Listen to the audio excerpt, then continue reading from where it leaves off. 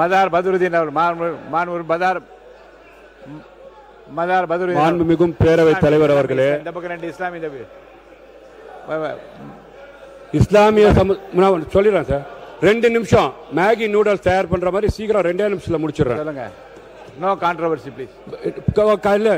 இஸ்லாமிய மக்களுக்கு மாண்புமிகும் புரட்சி தலைவி அம்மா அவர்கள் ரமலான் மாதத்துல அந்த அரிசியை மெட்ரிக் டன் 5700 உயர்த்தி தந்தாங்க. நாகூர் தர்காவுக்கு சந்தன கட்ட தந்தாங்க. திமுக சொல்றாங்க நாங்க 3.5 கொடுத்தாங்கன்னு சொல்லி இடஒதுக்கீடு கொடுத்தாங்கன்னு சொல்லி நாங்க தொடர்ச்சியாக எங்களுக்கு 10 விழுக்காடு வேணும்னு கேட்டோம். ஆனா கடந்த ஆட்சியில அவங்க தேர்தல் வாக்குறுதியில எப்ப நான் சொல்றது வந்து பாத்தீங்கன்னா இப்ப இவங்க நடந்த முடிந்த ஆட்சியில உயர்த்தி தரோம்னு சொன்னாங்க. 3.5% கொடுத்தது தமுமுகவா இருக்கும் போது பேராசிரியர் ஜவஹர்லால் அவர்கள் கையும் மதியாரக்கூடிய பொதுச் செயலாளர் எஸ் ஹைதர் அவர் கையில கொடுத்தாங்க, நான் ஒத்துக்கிறேன். அதுக்கப்புறமா இவங்க கொடுத்த வாக்குறுதி இஸ்லாமிய மக்களுக்கு உயர்த்தி தரோம்னு சொன்னாங்களா, கொடுத்தாங்களா இல்லையா? இஸ்லாமிய மக்களுக்கு எல்லாம் கொடுத்தாங்க இதை மட்டும் சொல்றாங்க. தமிழ்நாட்டில் காவல்துறை இருக்கு, பாத்தீங்கன்னா இப்போ எல்லா துறையும் இருக்கு. இஸ்லாமிய மக்கள் களத்தில் நின்று இது பண்றாங்க. தமிழ்நாட்டு மக்களுக்கு ஒன்றிய அரசாங்கத்தினால எந்த ஒரு விஷயம் முடிச்சிடறேன் சார். என்ன பேசவே விடாட்டி எப்படி? நான் ஆதாரத்தோட பேசுறேன் சார், ஆதாரத்தோட பேசுறேன். உறுப்பினர் நீங்க இருங்க, நீங்க உட்காருங்க. இல்ல என்ன சொல்ல வரீங்கன்னு ஒரு வரியில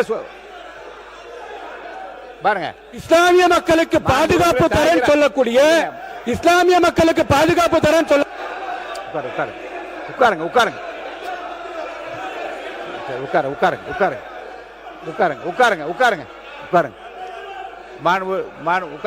வச்சுட்டு உட்காருங்க. அவர் உட்கார்ந்துட்டாரு, உட்காருங்க. நீங்க உட்காருங்க, அவர் உட்கார்ந்துட்டாரு, உட்காருங்க.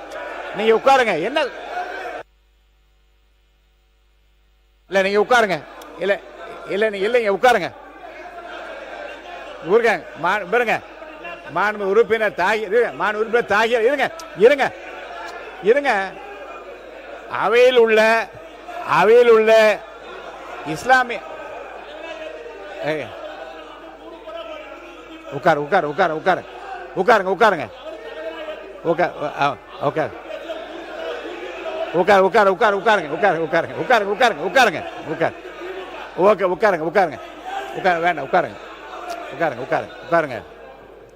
மாண்பு உறுப்பினர் இருங்க, உட்காருங்க சார்.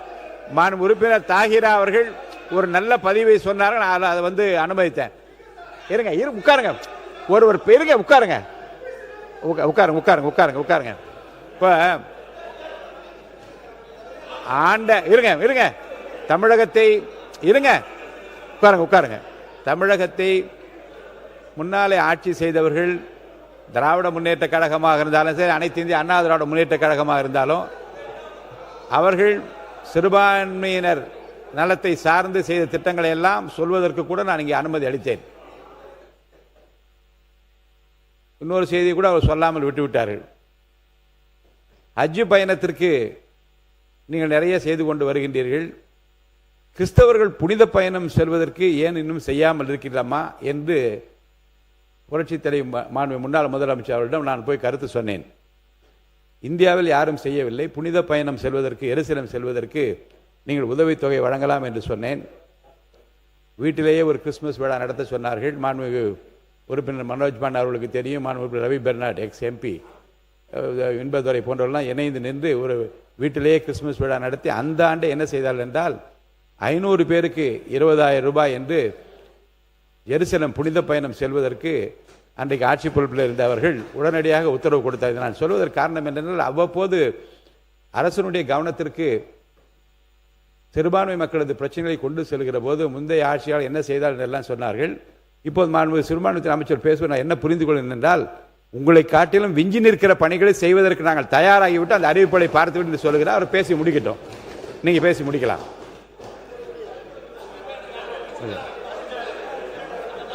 என்னது அதுதான் சொல்லிட்டீங்களே, நீங்க நிறைய சொல்வதற்கு அனுமதித்தனா இல்லை. பாருங்க, உங்கள் சார்பில் உங்கள் ஆட்சி சார்பில் செய்தெல்லாம் சொல்வதற்கு மாண்புமிகு அமைச்சர் முன்னாள் அமைச்சர் சொன்னதை அனுமதித்தேன், இந்த பக்கம் செய்த அனுமதித்தேன். இதை நீங்க இருங்க, நீங்கள் அனைவரும் செய்த திட்டங்களை எல்லாம் தாண்டி மிக சிறப்பான திட்டங்களை எல்லாம் செய்வதற்கு நாங்கள் தயாராகி கொண்டிருக்கிறோம், அதையெல்லாம் அறிவித்து விட்டேன் என்று அமைச்சர் சொல்லிவிட்டார். அதோடு போதுமானது. நீங்க முடிச்சிட்டீங்க இல்லையா? ஒரு பதில் மட்டும் சொல்லி முடிச்சிருங்க. மாண்புமிகு பேரவைத் தலைவர் அவர்களே, ஏற்கனவே இருந்த எந்த ஆட்சியும் குறை சொல்லாமல் கண்ணியமான முறையில் கான்ட்ரவர்சி இல்லாம இதுவரை 20 அறிவிப்புகள் சிறுபான்மை சமுதாயம் முதல் தடவை தான் அதில் பதிவு பண்றேன். ஏன் அவங்க தானே எந்திரிச்சு அட்டண்டன்ஸ் போடுறாங்கன்னு எனக்கு தெரியல. அது இல்லாம நன்றி கொஸ்டின் பண்ணக்கூடிய தகுதியெல்லாம் இங்க இருக்கக்கூடிய உறுப்பினருக்கு இல்ல. ஃபர்ஸ்ட் வார வாரம் பேசிட்டு இருக்கவர் என்னன்னா இது என்னன்னா, ரெண்டாவது போன வாரம் வரைக்கும் மாத்தி மாத்தி பேசிட்டு இருந்தவருக்கு 5 வருஷம் ஒருத்தர் கூட்டணி மாறவர் என்ன கொஸ்டின் கேட்கிறாரு அவரு? சொல்லுங்க. மக்கள் அது ஃபர்ஸ்ட் அவரு தருவ என்ன நன்றி அவரு மாண்புமிகு பேரவைத் தலைவர் அவர்களே, மாண்புமிகு நேற்று மாண்புமிகு உறுப்பினர்கள் பேசி முடித்தாகிவிட்டது. அமைச்சர் பதுவரிக்கு பிறகு மானிய கோரிக்கை குறித்து வாக்கெடுப்பு. மக்கள் நலத்துறை அமைச்சர் உட்காருங்க சார், உட்காருங்க, எடுக்கலாம். அமைச்சர் பாருங்க. மாண்புமிகு பேரவைத் தலைவர் அவர்களே, மாண்புமிகு பேரவைத் தலைவர் அவர்களே, நேற்று 10க்கும் மேற்பட்ட உறுப்பினர்கள் இது குறித்து பேசியாகிவிட்டது. அந்தந்த ஆட்சியில் அவர்கள் என்ன சிறுபான்மையினருக்காக என்னென்ன செய்தார்கள் என்று சொல்லியாகிவிட்டது. இன்று அமைச்சர் பதிலுரையும் வழங்கிவிட்டார். அதற்கு பிறகு நேரடியாக வாக்கெடுப்புக்கு செல்ல வேண்டும் என்று தாழ்மையுடன் சமூக நீதித்துறை அமைச்சர் அவர்கள், மாண்புமிகு சமூக நீதித்துறை அமைச்சர் அவர்கள் பதிலுரை. போதும், உட்காருங்க. மாண்புமிகு சமூக நீதித்துறை அமைச்சர் பதிலுரை.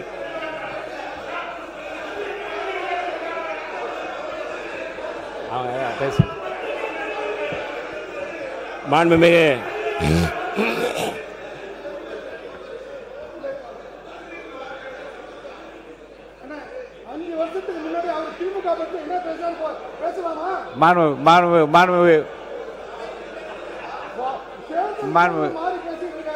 பாருங்க, நான்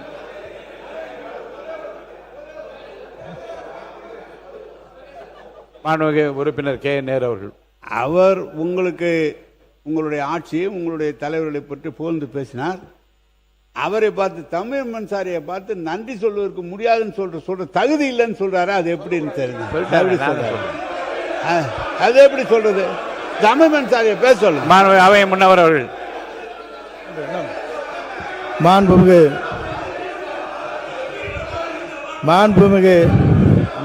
தலைவர் அவர்களே, அவை முன்னவர் நான் சொல்லிடுறேன், சொல்லுங்க. நீங்க உட்காருங்க. மாண்புமிகு பேரவைத் தலைவர், அவை முன்னவர், மாண்புமிகு பேரவைத் தலைவர் அவர்களே, உட்காருங்க, உட்காருங்க ப்ளீஸ்.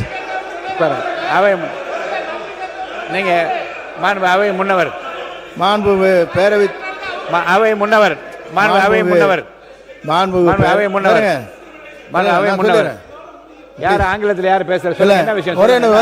என்ன சொல்ல வரீங்க? உட்காருங்க, கொஞ்சம் உட்காருங்க, உட்காருங்க, உட்காருங்க. மாண்புமிகு பேரவைத் தலைவர் அவர்களே, மாண்பு உறுப்பினர் அவர்கள் நீங்கள் நன்றி சொல்லி இருக்க வேண்டும் என்று தான் சொன்னாரே தவிர நான் இருங்க இல்ல. ஆகவே அவர் இல்ல ஆகவே இந்த பிரச்சனையை தொடர்ந்து சபையிலே இன்னைக்கு தான் கொஞ்சம் நல்லா இருக்குன்னு நினைக்கிறேன். இன்னைக்கு கண்டினியூ பண்ணிடாதீங்க ப்ளீஸ். அதனால கொஞ்சம் உதவி அன்போடு கேட்டுக்கொள்ளுங்க. மாண்புமிகு இருங்க, நான் சொல்லி முடிவு சொல்றேன். மாண்புமிகு